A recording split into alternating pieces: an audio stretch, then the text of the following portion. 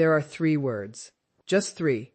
And when an older woman uses them at the right moment, something shifts in an avoidant man that he cannot explain. He doesn't know why he suddenly leans in. He doesn't know why he starts texting back faster. He doesn't know why he feels something he hasn't felt in years.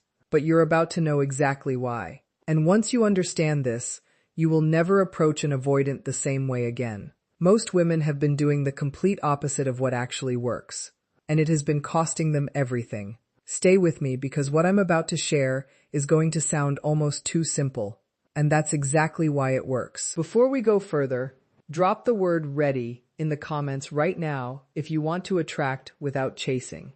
Drop it, because the people who engage in the first 60 seconds of this video are always the ones who get the most out of it. Now let's talk about what's really happening inside the mind of an avoidant, because you cannot use any strategy, any words, any approach without first understanding the psychology that drives this person. And most people skip this part.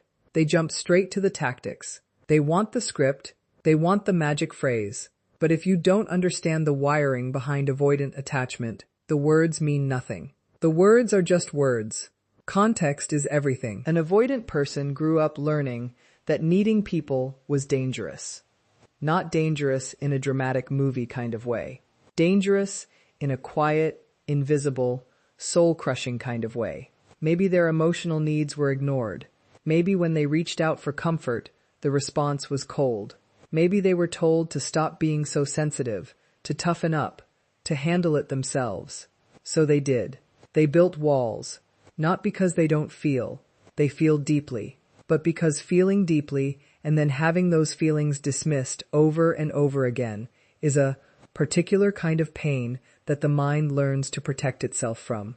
So the avoidant creates distance, not because they don't want connection, they desperately want connection. But their nervous system has learned that closeness leads to pain, and so every time someone gets too close, the alarm goes off. Pull back. Create space, disappear, and then feel guilty about disappearing, but also feel relieved. That push and pull is not manipulation. It is survival. It is an old nervous system doing what it was trained to do decades before you ever came into the picture. Now here is where older women have a distinct advantage, and I want you to really sit with this, because it is the foundation of everything. An older woman who has done even a fraction of her inner work brings something to the table that is genuinely rare in the world of human connection. She is not desperate in the way that triggers an avoidance alarm system. She has lived enough life to know that her worth is not determined by whether someone chooses her today. She has been through things. She has survived things. She has rebuilt herself more than once. And that energy, that quiet, grounded, unshakable sense of self, is the most magnetic thing an avoidant person can encounter. Because the avoidant is used to people who need them too much, who text too much, who ask too many questions, who need constant reassurance that the relationship is okay. And every time that happens, the avoidant retreats further. But when they meet someone who genuinely doesn't need them to function, who isn't going to fall apart if they go quiet for a few days, who has a full life that does not revolve around them, something unexpected happens. The avoidant gets curious. And curiosity is the crack in the wall. Now I want to be clear about something before we get to the 3 words. These words are not manipulation tactics. They are not tricks. They are not ways to trap someone or to get someone to love you who is fundamentally incompatible with you. What they are is a way of communicating that actually lands with the avoidant nervous system, a way of speaking that doesn't trigger the alarm, a way of connecting that feels safe instead of suffocating. And safety is everything to an avoidant. Not the word safety, but the felt sense of it. The actual experience of being around someone and feeling like their walls don't have to be up. That is what you are creating. And these 3 words, used in the right context, with the right energy behind them, do exactly that. Let's start with the first word. The first word is interesting. This sounds almost laughably simple. And I know you might be sitting there thinking, that's it? That's one of the 3 words? Yes. And here's why it is so powerful when used correctly. When an avoidant shares something, and they do share things, just not everything, not all at once, not with their whole chest, They share things carefully and tentatively. They are watching your reaction. They are scanning for judgment. They are waiting for you to make a face, to over-respond, to suddenly turn the conversation into a therapy session, to project your own feelings onto what they just said, or to immediately offer advice they didn't ask for. Many of those responses confirm what they already believe, which is that sharing is not safe. But when you respond with, "That's interesting," something different happens. You are not closing the conversation. You are not opening it too wide. You are holding a space right in the middle. You are saying, "I heard you. What you said has value, and I'm not going anywhere. But I'm also not going to make this weird." The word interesting creates what psychologists call a low-stakes environment. There is no pressure in interesting. There is no demand in interesting. There is just a simple, calm acknowledgement that what they said matters. And then you stop. You don't follow it up with 20 questions. You don't say, "That's interesting. Tell me more. How does that make you feel? Where do you think that comes from?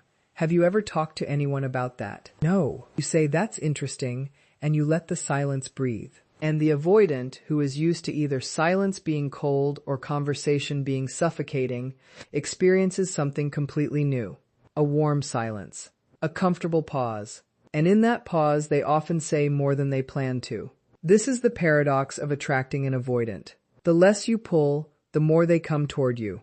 Older women who have lived enough life understand this instinctively. They've stopped trying to force every conversation into a deep emotional excavation. They know that depth comes when it's ready. They're not in a hurry, and that patience, that ease, that genuine sense of, "You don't have to perform for me right now," is what the avoidant feels when you simply say, "That's interesting," and mean it. Now let's talk about how to mean it. Because you can say interesting in a way that feels passive-aggressive. You can say it in a way that sounds sarcastic. You can say it in a way that communicates, "I have no idea what to say to you right now, so I'm buying time."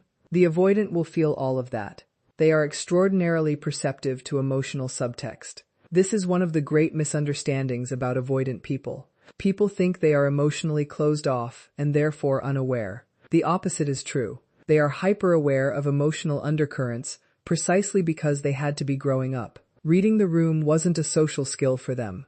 It was a survival skill. So when you say, "That's interesting," it has to come from a genuine place. From a place of actually finding them interesting. From a place of being genuinely curious without needing to extract anything from them. From a place of security, not strategy. And this is why this approach works so much better for older women than for younger women who are still in the anxious stage of needing reassurance from the relationship. An older woman who is genuinely secure in herself says, "That's interesting," and means it. She really does find this person fascinating. And they feel that. And they lean in. Now the second word, and this one is going to surprise you. The second word is fine. Not fine as in, "I'm fine," when you're not fine. Not that loaded, weaponized use of the word that everyone on the internet has made jokes about for years. Fine as in, "That's fine with me." Fine as in, "I understand, and I'm okay." Fine as in, genuine acceptance without guilt, without the silent treatment, without a side of emotional punishment. Here's the situation where this word does its most powerful work. An avoidant needs to cancel plans. An avoidant goes quiet for a few days. An avoidant says they need some space. And the woman who is anxiously attached responds with something that sounds like this. "Okay, I understand. I just hope you know that I was really looking forward to this. I've been having a hard week, and I was kind of counting on seeing you, but it's okay. I'll figure something out. I just wish you had told me sooner." Every single sentence in that response is a hook. A gentle hook, but a hook. And the avoidant feels every one of them. And they feel trapped. And they retreat further. Not because they don't care, but because caring and then feeling responsible for managing another person's cis emotions is exactly what their nervous system cannot handle. It is the thing that first taught them that closeness was dangerous. Someone depended on them emotionally, and it was too much. But when the secure older woman responds with a genuine, warm, uncontrolled, "That's fine," something completely different happens in the avoidance nervous system. The alarm doesn't go off. The trap doesn't close. The wall doesn't go up.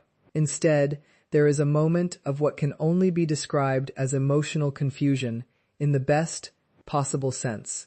The avoidant thinks, wait, she's not upset? She's not punishing me? She's not going to spend the next 3 days being cold until I apologize? She actually means it? And in that moment of confusion, curiosity enters again, because the avoidant has almost never experienced this. They've experienced people saying, it's fine, when it very clearly isn't. They've experienced the quiet punishment that follows. They've experienced the emotional debt that gets added to an invisible ledger. And so they've learned that fine almost always means not fine.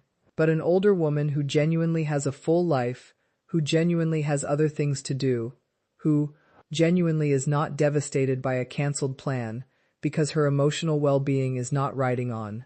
This one evening, she says fine, and she means it. She picks up her book. She calls her friend. She goes to the thing she would have enjoyed anyway. And the avoidant notices this. Maybe not consciously, but they notice it. And what they notice is that this woman does not need me to manage her emotions. I don't have to perform stability for her. I don't have to apologize my way back into her good graces. She actually trusts herself enough to be okay without me. And that makes me want to be around her more. This is the counterintuitive nature of attracting someone with avoidant attachment. The less you need them, the more they want to give, not because they're playing games, but because their nervous system finally feels like it can breathe. Now I need to address something important here. Using fine only works if you actually are working toward being fine. If you're saying fine through gritted teeth while white-knuckling your phone waiting for them to feel guilty, they will feel that. The word will come out with an energy that broadcasts what it's really covering, and the avoidant will retreat because they'll feel the manipulation underneath the surface. This is not about learning to perform security. This is about building it. And for older women, this is the work that has often already begun. The divorces, the heartbreaks, the moments of sitting with yourself in the quiet and realizing you survived, the therapy, the hard conversations with yourself in the mirror, the friendships that sustained you when nothing else did. All of that is the foundation of genuine, fine. Genuine self-sufficiency, not as a wall, but as a ground. That ground is what the avoidant feels when you say fine and mean it. And it is one of the most attractive things they will ever encounter. Now the third word, and this one ties everything together. The third word is go, as in, go ahead, as in, go, I'll be here, as in, the implicit message that you are not going to chase, you are not going to cling, you are not going to make their need for space into a referendum on your worth. Avoidant people test for this constantly, not always intentionally, but they do things that create moments where you can either chase or release. And they are watching, every time, to see which one you choose. Because the chaser confirms every fear they have about closeness. The chaser says, you can't have your own space in this relationship. The chaser says, your needs for distance are a problem that I will fix by pursuing harder. And the avoidant bolts, every time. But when you use the energy of go, when you genuinely release them without punishment, without dramatic exits, without the silent treatment or the performative independence, or the obvious jealousy, something remarkable happens. The avoidant goes. They take their space, and then they come back. Not always quickly, not always smoothly, but they come back because the thing that usually makes them run never materialized. The trap never closed. And when they come back a little more open, a little more curious, a little more trusting, because they have evidence now that you mean what you say, that your security is real. That being with you doesn't mean giving up the air they need to breathe. Go is also about your own power. When you let someone go without panic, you demonstrate to yourself and to them that you are capable of standing in your own life without them as the center of it. And that is the single most attractive quality any person can bring to a connection with an avoidant. Now I want to talk about what holds these three words together, because words without understanding are just sounds. And understanding without embodiment is just information. What makes these three words work is the energy underneath them. And that energy is grounded security. Grounded security is not playing hard to get. It is not withholding. It is not pretending you don't care. It is the genuine, settled sense of knowing that your life has value and your love has value and that your time has value regardless of whether this particular person sees that today. It is the quiet confidence that comes from having been through hard things and having come out the other side with yourself intact. It is the ability to want someone without needing them to survive, to be drawn to someone without being controlled by that drawing. And this is where older women who have done their work have such a profound advantage. Not because they're older, age alone means nothing, but because the particular kind of growth that often comes with having lived, with having built and lost and rebuilt, with having had your heart broken and having chosen to still love yourself afterward, that growth produces exactly the energy that the avoidant finds irresistible. The avoidant has spent their whole life surrounded by people who needed something from them, who wanted them to be the source of their security, who made their happiness contingent on the avoidant's behavior. And every one of those experiences confirmed that closeness was dangerous and exhausting. But when they encounter someone who genuinely does not need them in that way, who genuinely holds herself as complete, something ancient and hopeful in the avoidant stirs. Maybe this one is different. Maybe this one I can actually trust. Maybe this one won't swallow me whole. And they move toward her. Now let's talk about what you do when they move toward you, because this is where many women make the mistake that undoes all the progress. When the avoidant finally starts coming closer, starts initiating, starts texting first, starts suggesting plans, the natural impulse is to rush toward them with everything you've been holding back. All the warmth, all the affection, all the need that you've been sitting with. You want to pour it out. And when you do, the avoidant spooks. This is not about playing it cool. It is about understanding the rhythm of an avoidance approach. It is like a wild animal coming to eat from your hand for the first time. Every sudden movement, every loud sound, every sharp change in energy sends them back to the tree line. But if you stay still, if you stay warm without being overwhelming, if you receive what they offer without immediately demanding more, they take another step, and then another. The receiving is as important as the releasing. Receive warmly, receive genuinely, but don't weaponize their approach into a demand for more. Don't say, "Great, now that you're reaching out more, let's define what we are." Don't say, "I'm glad you texted. I've been waiting to talk about where this is going." Let the moment be what it is. Let the connection breathe. And here is something that I want you to really absorb. Attracting an avoidant is not the same as keeping an avoidant. And keeping an avoidant who has not done their own work is a particular kind of exhausting that no strategy can make sustainable. What these three words do, what this entire approach does, is it creates the conditions under which an avoidant can choose to grow, can choose to show up, can choose to let someone in. But they have to make that choice. You cannot make it for them. You can only make it possible. And part of your own work is knowing the difference between someone who is avoidant and moving toward healing and someone who is avoidant and using the architecture of your patience as a place to hide indefinitely. An avoidant who is doing their work will show you, slowly and imperfectly, movement toward you. They will slip and retreat and return. But the trend, across time, will be toward more openness, more consistency, more presence.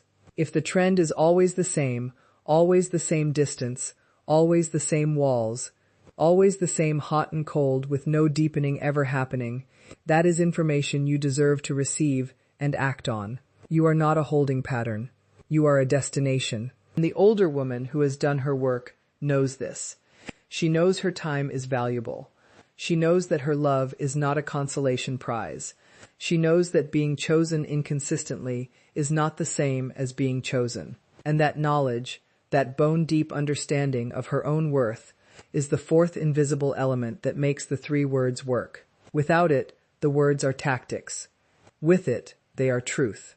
Let's not talk for a moment about the mistakes that sabotage everything, even when the words are right. Because these are so common and so understandable. The first mistake is using the words while internally panicking. You say, "That's interesting," but you go. We're scanning his face desperately for signs of connection. You say that's fine, but you're furiously composing the text you wish you could send. You say go, but you're watching the door. The avoidant feels this. They always feel this.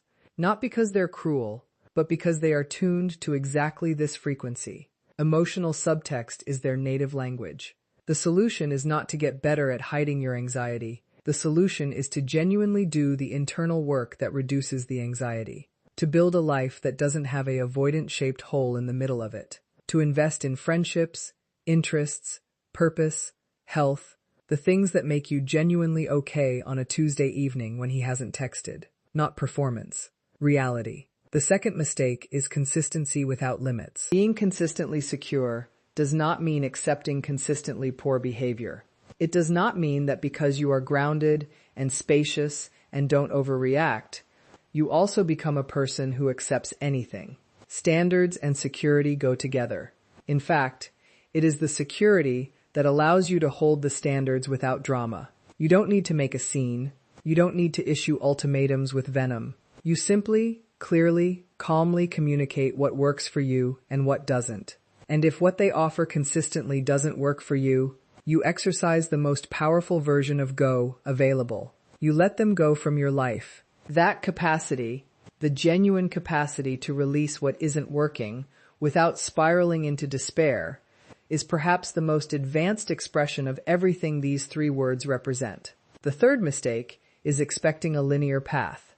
Attracting and connecting with an avoidant person is not a straight line. It is a winding path with setbacks and silence, and moments where you wonder if any of this is working. The consistency of your own inner state matters more than any single interaction.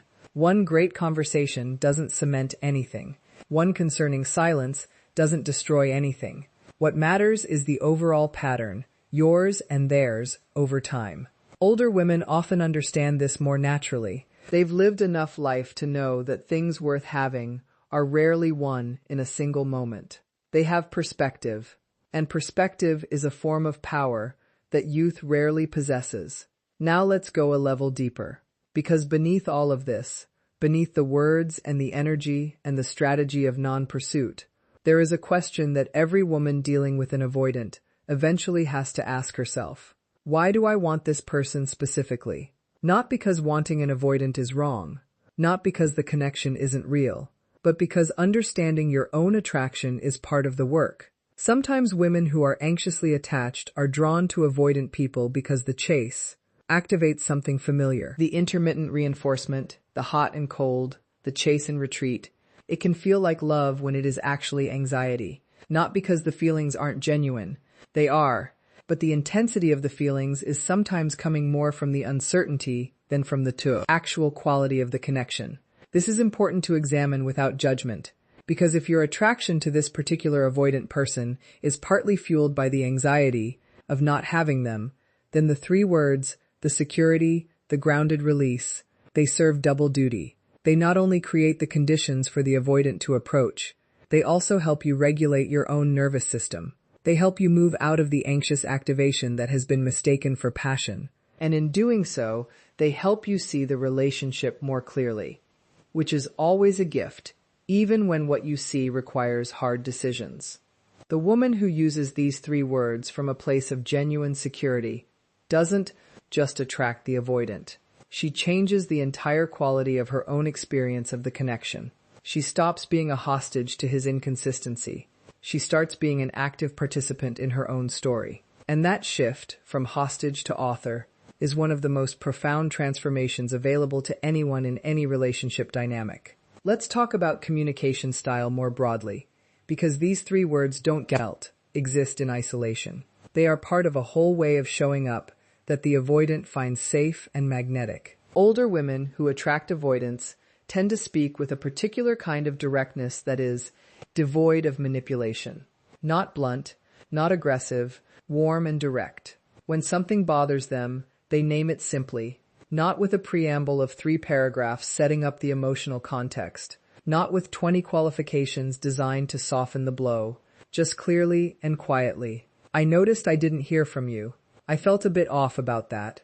Not an accusation, not a demand, just a truth, offered simply and then set down. Avoidants, paradoxically, respond better to direct communication than to emotional processing marathons. Not because they're emotionally avoidant in all areas, but because lengthy emotional conversations feel like a trap they might not be able to get out of. A simple, clean statement of truth gives them room to respond without feeling cornered. And the avoidant who is given room to respond often does respond.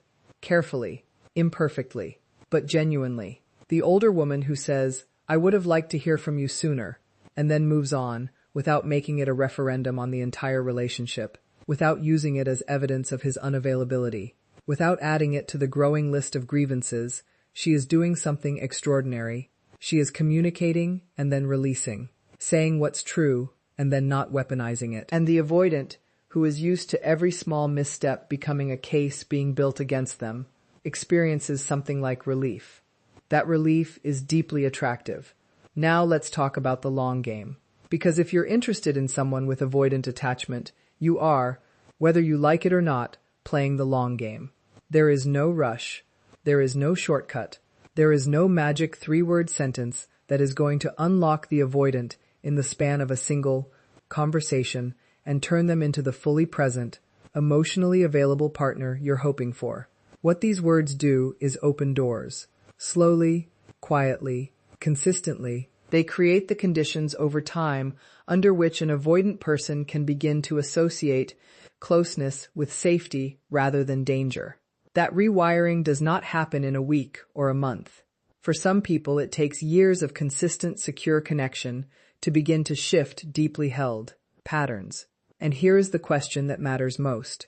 Are you willing to give that time? Not out of desperation, not because you can't imagine your life without this person, but because you genuinely enjoy them, genuinely see something worth building with, and genuinely have a life rich enough that waiting for them to grow is not the same as putting your life on hold. If the answer to that question is yes, then you are in the right place with the right tools. If the answer is, I'm giving all my time and energy to this person, and I'm getting barely anything back, and I don't know how much longer I can do this, then the most important thing you can do is not learn how to attract them more skillfully. It is to take an honest inventory of what this connection is costing you versus what it is giving. You deserve a love that grows, not one that perpetually stays just out of reach.